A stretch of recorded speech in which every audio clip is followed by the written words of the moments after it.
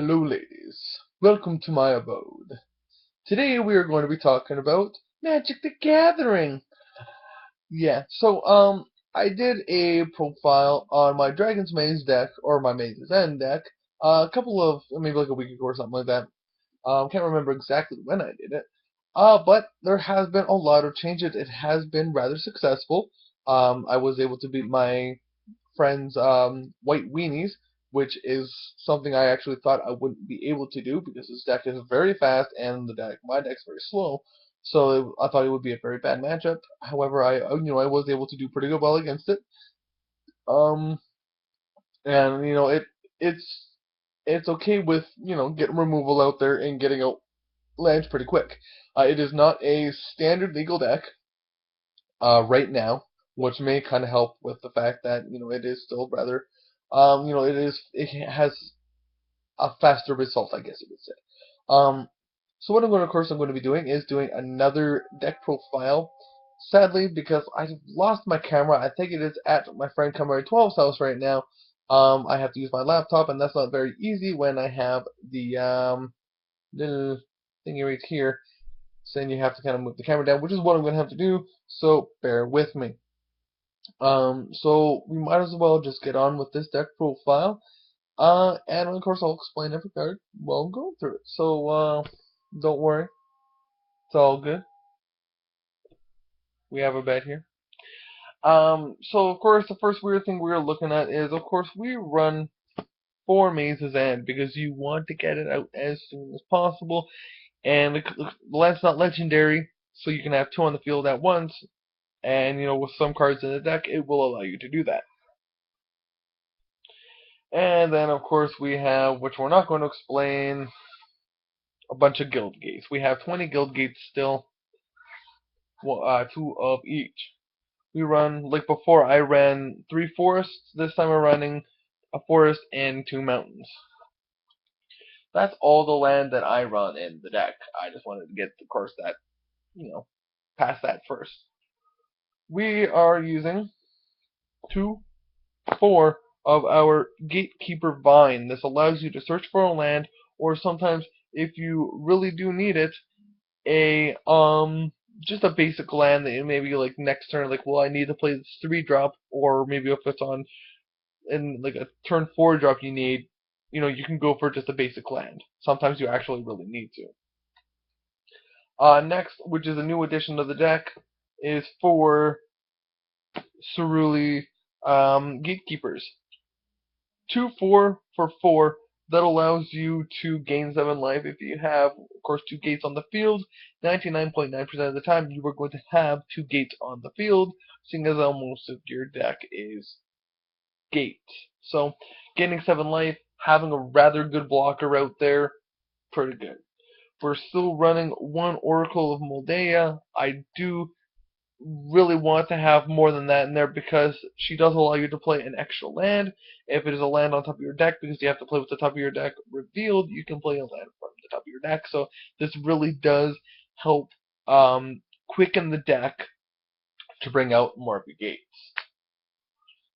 We are running 1 Amulet of Vigor. Now, at first, when I very first pulled this card and everything, I thought this card was absolutely useless. This card was crap. I find that this card is absolutely almost necessary in this deck, as it allows your gates to come out untapped, basically. They come into play tapped, but they untap is what it does.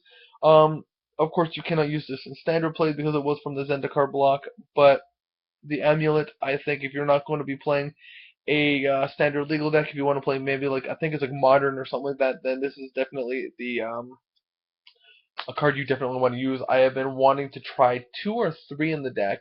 Maybe, like, I wouldn't go 4, but, because once you get 1 out, it is fantastic. It helps so much because you get all your lands untapped from your Dragon's Maze. Your Dragon's Maze itself comes and untaps, so it makes the deck so much faster, being able to not have to wait 1 turn for your cards, because they're coming to play tap. So, Amulet of Vigor, fantastic. We are using 3 Far and Away because fantastic, removal, return a card, or make them sacrifice, or both. This allowed me, like with the white weenie deck, I made him sacrifice, I made him do all this sort of stuff, and I kept my field going to the point where he wasn't able to get a whole bunch of white weenies to finish me off. We are using 3 Devour Flesh because it's an instant, it only costs 2 to play, it makes him sacrifice a creature. So good. And the fact that it's an instant, like on turn 2, you can play this, fantastic. We are using 3 Mugging. It is just a quick out to a little weenie creature, or something with just a lower kind of toughness. So 3 Mugging, that's really all you're going to use it for. Card I'm still using in the deck is Realms Uncharted because it allows you to look for your Dragon's Maze. It allows you to look for your gates. We run 2 of each gate because this allows you to go, well, I need these 4. You can choose 2. I get 2 in hand, which will help me out. For Urban Evolution, this is like a must in the deck. It allows you to draw 3 cards, so it allows you to help into your lands, and it allows you to play another land, but it also allows you to draw into cards that will stop your opponent's creatures from beating you. One single, go for the throat, because most people don't play artifact creatures right now, so might as well go for the throat. Sadly, only 1 Mizzium Mortars. I only have 1. If I could run more Mizzium Mortars, again, I would. Being able to overload and just deal 4 damage to everything is so awesome. We are running 2 Putrefies, and an instant destroys target creature or artifact.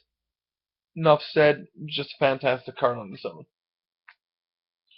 1 War Leader's Helix, which was replacing another Consuming Vapors. Now, I don't know whether I want to play another War Leader's Helix or Consuming Vapors. Now, if I were to make this deck standard legal, I'd be taking out the Consuming Vapors. But, I mean, your opponent has to sacrifice a creature, and then you can rebound it, then make the next turn, make him sacrifice another creature without paying its mana cost. Such a good card, I find, and the War Leader's Helix, it is an instant, where this is a sorcery. They both cost the same. This gets rid of up to 2 creatures, this gets rid of 1, but you do have the gain for life. So we have the War Leader's Helix and the Consuming Vapors. The last 2 cards being Merciless Eviction and Planar Cleansing. This one destroys all permanents, so I mean you don't really have to worry about it because your lands are your main thing in this deck. And Merciless Eviction, of course, it is all around. You can exile all creatures, or all enchantments, or all planeswalkers, kind of thing. Fantastic card. It is a bit costly, but with how fast this deck does bring out with Moldea, and how the amulet allows them to come into play untapped, it's not so bad to have 2 high cast cards in the deck. So that is the deck profile. Now it is like with me going to the anime convention on Friday. If there is a standard legal tournament, which it probably will be standard legal, I will definitely be making this deck standard legal because this is the deck I want to play. It is different. It is very fun to play. The fact that it is, pun intended, you are racing to beat the maze before your opponent beats you. So it really is a fun deck if you guys want to play it. I definitely suggest this kind of thing if you want something different other than aggro. Like I play the Rakdos aggro deck. It can win in a couple of turns, in all honesty, and it's not exactly the best deck in the world to play if you're just looking for a fun game. Whereas this deck is a very fun deck to play. It is very am I going to be able to get all my lands out before my opponent beats me? So pretty fun.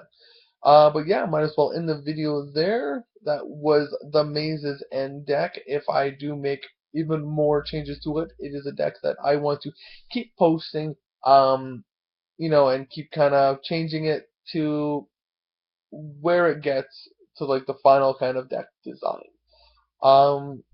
But yes, until next time, I will hopefully, like, if I can find my camera, I will be doing some videos of the convention. I will definitely be taking pictures and, of course, taking video with the camera. So, until next time, this is Cartos123, signing out.